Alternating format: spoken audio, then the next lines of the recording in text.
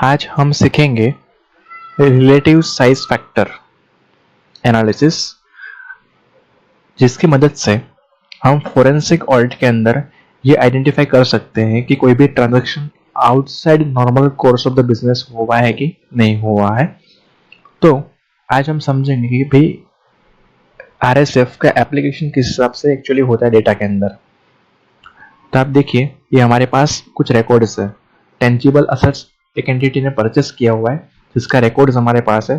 Total 811 रोज का पूरा data हमारे पास है, जिसके अंदर हमको एप्लीकेशन करवाना है आरएसएफ का, और हमको फाइंड आउट करना है कि भाई कोई ट्रांजेक्शन ऐसा है जो outside normal course of business है कि नहीं।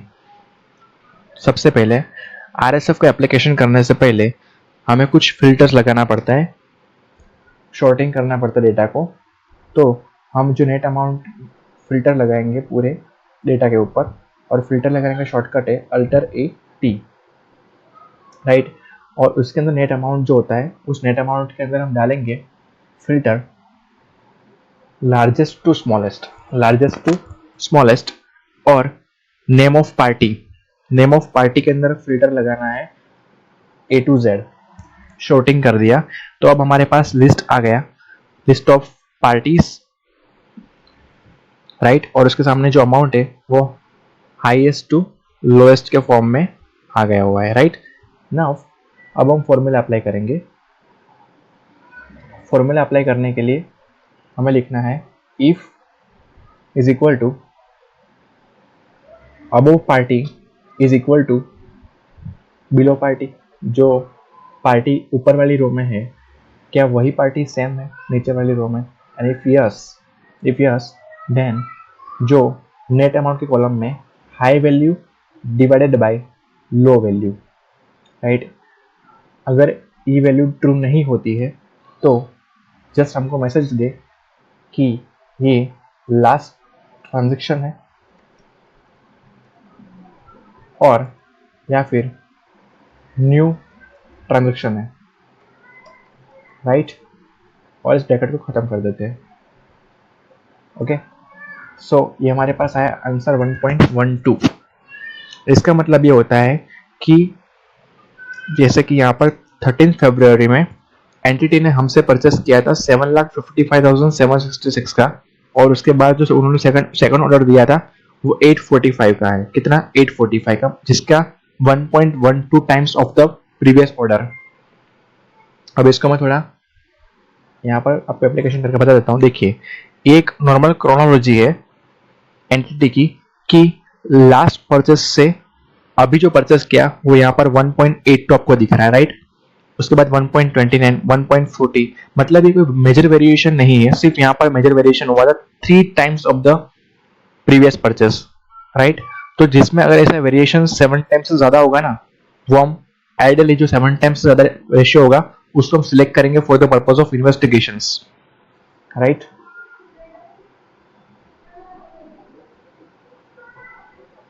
तो ये हमारे पूरा फिल्टर लग चुका है। अब इसके ऊपर हम फिल्टर लगा देंगे, और जो भी ट्रांजैक्शन हमारे पास रिकॉर्ड आ चुका है, अब जो ट्रांजैक्शन न्यू ट्रांजैक्शन है, सबसे पहले उसको आइडेंटिफाई करने से कोई मतलब नहीं है। अब जो मेजर वेरिएशन, तो उसके लिए नंबर फिल्टर्स के अंदर ग्रेटर देन 7, तो ये 5 पार्टीज का नाम हमारे पास आ गया, जिसके अंदर हमको इन्वेस्टिगेशन करने की जरूरत है, क्योंकि उसका जो वेरिएशन है वो 9.17, 7.07 इतना टाइम्स है, राइट। तो हमारे पास जैसे कि इसका नंबर है HP00130, सोर्स फाइल में जा करके उसको चेक करते हैं। तो ये यहाँ पर देख सकते हो आप लोग कि एंटिटी ने इसमें भी फिल्टर लगाया हुआ नहीं, तो फिल्टर लगा देते हैं, राइट।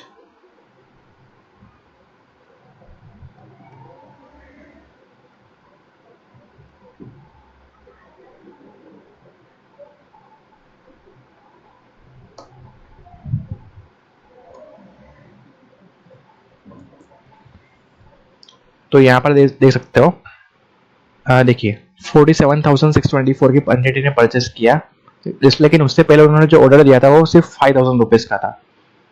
तो ये तो outside normal course of business ही है कि 9 टाइम्स उन्होंने ज्यादा ऑर्डर दे दिया, तो उसमें हमें इन्वेस्टिगेशन करना चाहिए कि आपने प्रीवियस परचेस 5,000 रुपीज की थी, अभी इतना 47,000 का परचेस करने का रीजन क्या है। आई एम नॉट सेइंग कि यहाँ पर फ्रॉड हो सकता है, लेकिन यहाँ पर फ्रॉड होने का चांसेस सबसे ज्यादा हो सकता है, या फिर फेक एंट्रीज, कुछ रॉन्ग अमाउंट एंटर डाल दिया हो, ऐसा कुछ चांसेस यहाँ पर हो सकता है, राइट। देखिए यहाँ पर, फिर यहाँ पर दूसरा ट्रांजेक्शन था 7.07 टाइम्स HP 3028 के अंदर, राइट।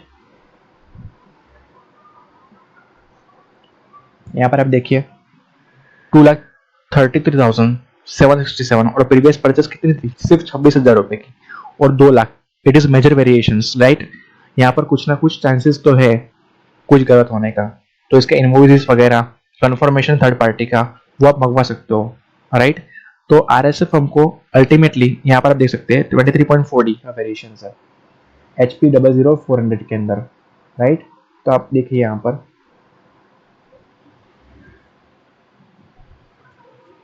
पहले तो सिर्फ एंटिटी ने 62, देखिए यहाँ पर, ये देखिए इट इज समथिंग कि यहाँ पर कुछ ना कुछ फ्रॉड होने के चांसेस तो जरूर है, तो इसको आप हाईलाइट कर सकते हो इस तरीके से। देखिए एंटिटी ने 6,200 की सीक्वेंस मेंटेन की थी, लेकिन यहाँ पर उन्होंने सिर्फ 1,45,100 का परचेस कर दिया, which is 24 times of the previous purchase. तो ये आई थिंक ये फेक एंट्री हो सकती है, या फिर यहाँ पर कुछ ना कुछ चांसेस है कि फ्रॉड यहाँ पर हो, तो इसका इन्वेस्टिगेशन हमको करना पड़ेगा by asking third party confirmation, actual physical verification of the asset यहाँ पर आई कि नहीं आई है, राइट। तो बस आज का कॉन्सेप्ट यहीं पे समाप्त होता है। तो RSF हमको ये फाइंड करने की मदद करता है कि कोई भी ट्रांजेक्शन जो भी है वो outside normal course of business हुआ है कि नहीं हुआ है। Thank you so much.